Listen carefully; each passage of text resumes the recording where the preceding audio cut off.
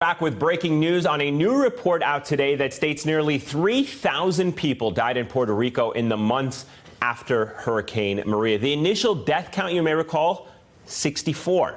NBC's Morgan Radford joins us now with the very latest. Morgan, who released this report? What is the very latest on it, and why is it so significant? So the report came from George Washington School of Public Health, but they found that now 2,975 people, they died between September 2017 and February 2018.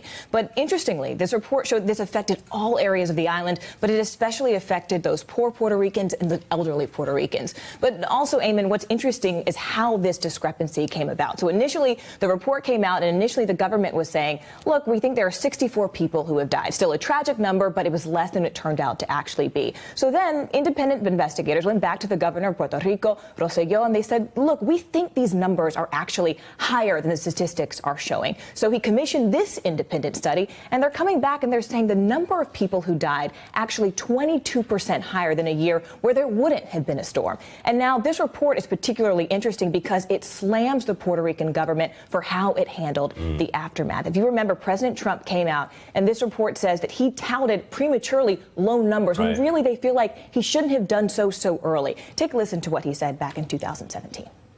Now, what is your death count as of this moment? 17? 16 certified. 16 people certified. 16 people versus in the thousands. You can be very proud of all of your people, all of our people working together. 16 versus literally thousands of people.